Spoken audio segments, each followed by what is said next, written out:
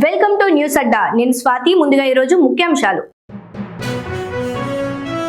Municipal ఎన్నికల్లో పోటీపై కవిత clarity. ప్రపంచ ఆర్థిక సదస్సు సీఎం రేవంత్ తో కలిసి పాల్గొన్న చిరంజీవి. రహదారి భద్రత, ట్రాఫిక్ నియంత్రణపై దృష్టి. గ్రేటర్ మాత్రమే పునర్విభజన. ఇక వివరాల్లోకి వెళ్తే, త్వరలో జరగనున్న మున్సిపల్ ఎన్నికలపై తెలంగాణ జాగృతి అధ్యక్షురాలు కవిత కీలక వ్యాఖ్యలు చేశారు. జాగృతి ఇంకా పూర్తి స్థాయి రాజకీయ పార్టీగా మారలేదని, అందుకే ఈ ఎన్నికల్లో పోటీ చేయటం లేదని స్పష్టం చేశారు. తెలంగాణ ఉద్యమకారుడు ముచ్చర్ల సత్యనారాయణ జయంతి సందర్భంగా నిర్వహించిన కార్యక్రమంలో కవిత మాట్లాడారు. మున్సిపల్ ఎన్నికల్లో ఎవరు మద్దతు కోరినా ఇస్తామని కవిత తెలిపారు. ఫోన్ ట్యాపింగ్ కేసు తుది దశకు చేరుతుందనే నమ్మకం తనకు లేదన్నారు. తనలాంటి బాధితులకు న్యాయం జరిగే అవకాశం లేదని చెప్పారు. ట్యాంక్ బండ్ పై తెలంగాణ ఉద్యమకారుల విగ్రహాలు ఉండాలన్నారు. ముచ్చర్ల సత్యనారాయణ విగ్రహం అక్కడ పెట్టాలని కవిత డిమాండ్ చేశారు. స్విట్జర్లాండ్లోని దావోన్లో జరుగుతున్న ప్రపంచ ఆర్థిక సదస్సులో సీఎం రేవంత్ రెడ్డితో కలిసి ప్రముఖ నటుడు చిరంజీవి పాల్గొన్నారు. చిరంజీవి ఆ దేశంలోని జ్యూరిక్లో ఉన్నారని తెలుసుకున్న సీఎం సదస్సుకు రావాలని ఆహ్వానించారు.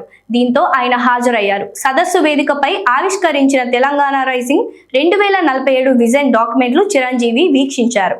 అంతర్జాతీయ వేదికపై తెలంగాణ అభివృద్ధి దృక్పథాన్ని ఈ డాక్యుమెంట్ ప్రతిబింబించింది. అనంతరం చిరంజీవితో రేవంత్ రెడ్డి మాట్లాడుతూ, తమ కుటుంబ సభ్యులతో కలిసి మనశంకర వరప్రసాద్ గారు సినిమా వీక్షించానని, ఎంతో ఆస్వాదించానని తెలిపారు.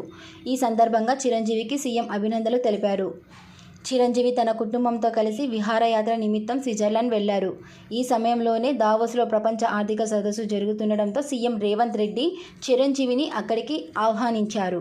రాజధానిలో ట్రాఫిక్ నియంత్రణపై పోలీసు యంత్రాంగం దృష్టి సారించింది.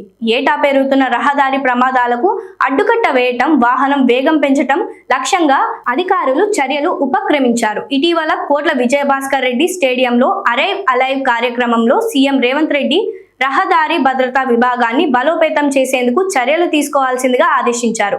అందులో భాగంగా పోలీసు అధికారులు బృందం ఢిల్లీ, ముంబై, చెన్నై, బెంగళూరులో పర్యటించింది. అక్కడ ట్రాఫిక్ నియంత్రణకు చేపడుతున్న చర్యలు, ప్రజా రవాణా సమన్వయం అంశాలపై అధ్యయనం చేశారు.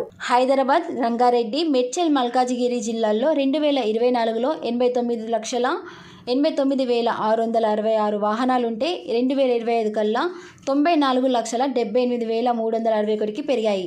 రెండేళ్లలో ట్రాఫిక్ ఉల్లంఘనలపై 1 కోటికి పైగా కేసులు నమోదయ్యాయి.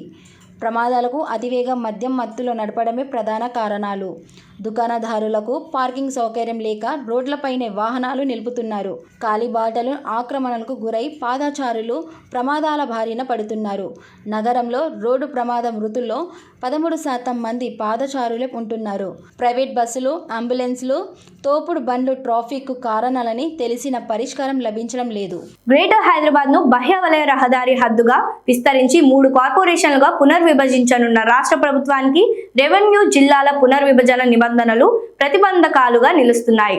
3 కార్పొరేషన్లో ఒక కార్పొరేషన్, ఒక జిల్లాగా రూపకల్పన చేయాలని ఉన్నతాధికారులు యోచించారు.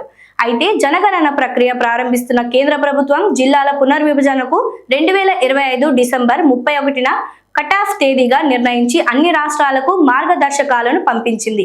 గ్రేటర్ పునర్విభజనకు నోటిఫికేషన్ గతేడాది నవంబర్లో బల్దియా అధికారులు విడుదల చేశారు. గ్రేటర్ హైదరాబాద్, సైబరాబాద్, మల్కాజ్గిరి కార్పొరేషన్గా ఏర్పాటు చేయాలని నిర్ణయించారు. గ్రేటర్ తరహాలో హైదరాబాద్, రంగారెడ్డి, మేడ్చల్ జిల్లాల సరిహద్దులను మార్చకుండానే పరిపాలన కొనసాగించాలని ప్రభుత్వం 3 జిల్లాల కలెక్టర్లకు మౌఖిక ఆదేశాలిచ్చింది. దీంతో రాజేంద్రనగర్ రెవెన్యూ డివిజన్లోని శంషాబాద్, రాజేంద్రనగర్ మండలాలు, కందుకూరు మండలంలోని బాలాపూర్ మండలం హైదరాబాద్ జిల్లాల్లో విలీనం కాలేదు. బేగంపేట్, మారేడుపల్లి, తిరుమలగిరి మండలాలు మల్కాజిగిరి జిల్లాల్లో విలీనం కాలేదు. రంగారెడ్డి జిల్లాలోని సరూర్ నగర్, హయత్ నగర్ మండలం, ఇబ్రహీంపట్నంలోని ఔటర్ లోపలున్న ఆదిబట్ల, తుర్కయంజాల్ డివిజన్లు కూడా విలీనం కాలేదు. ఇవి ఇప్పటివరకు ఉన్న అప్డేట్స్. మరిన్ని వార్తలతో మళ్ళీ కలుద్దాం. నమస్కారం.